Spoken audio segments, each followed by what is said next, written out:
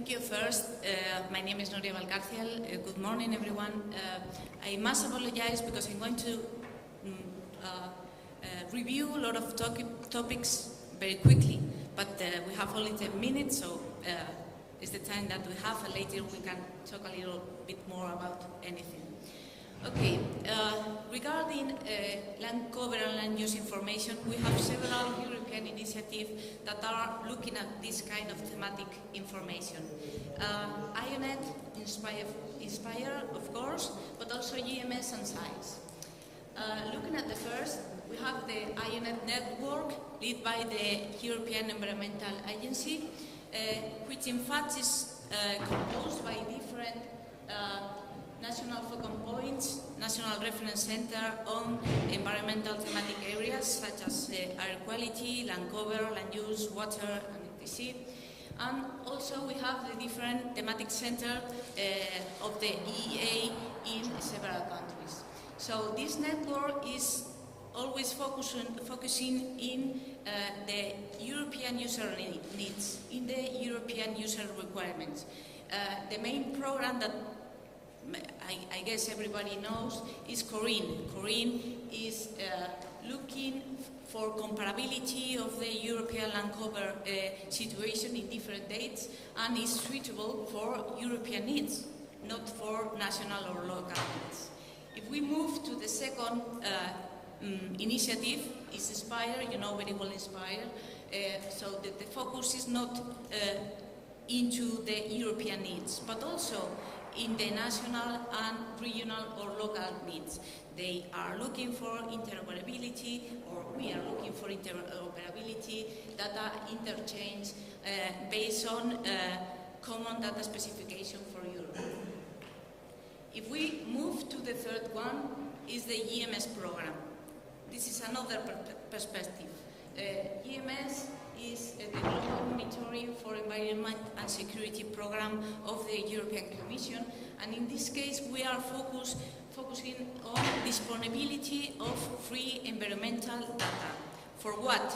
For monitoring the environment and the security of the European territory, but also global purposes, African monitoring, etc. So it's a completely different purpose. The GMS will provide geographic information services produced using monitoring infrastructure, I mean satellite infrastructure, plus in situ infrastructures as orthophotos, field works, and so on. In this case, as I said, we are looking in having environmental data as soon as possible.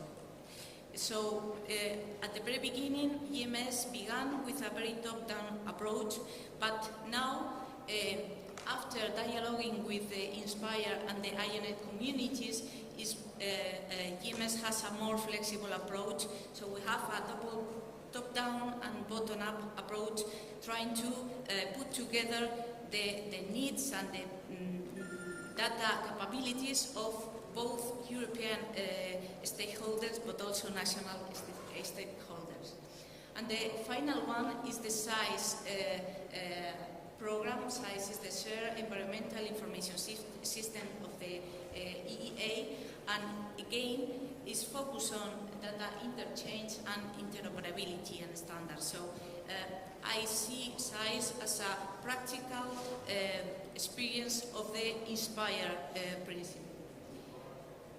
Let's look a little bit closer to the GMS services related with land cover and land use. GMS has several thematic services. One of them is the land service, and this GMS land service has three components: the local component and the European or continental component. Both are led by the EEA, and the third one is the global component, which is led by the GRC. If we talk about the local one, there are two products. The Urban Atlas. Urban Atlas has been already produced in 2006. It is planned to be updated in 2012, and it's an inventory of more than 300 urban areas with more than 100,000 inhabitants, led by DigiRegio.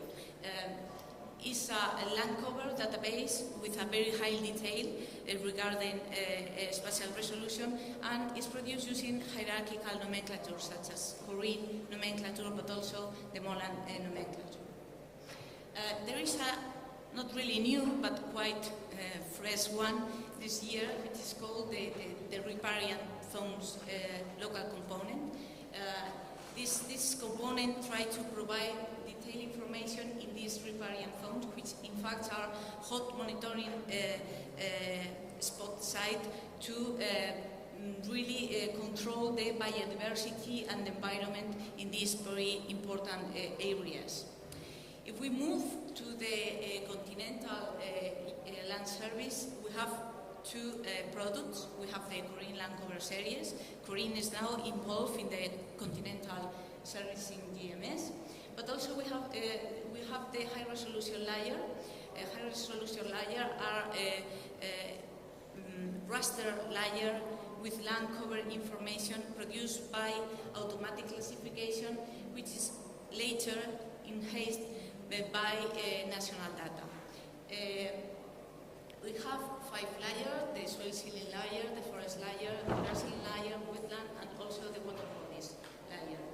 This could be a picture of the 5 layers working together. So we will have the imperviousness biophysical parameter, also the grassland intensity, the type of forest and the tree crown cover density, and also information about the water in the land, temporal or permanent.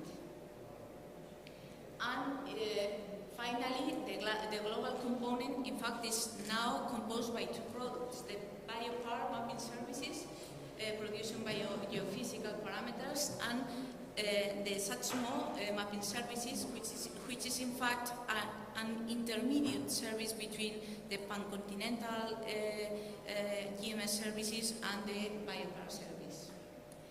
I'm going to finish just commenting something about the Eagle Group. Eagle Group is inside of the IONET umbrella.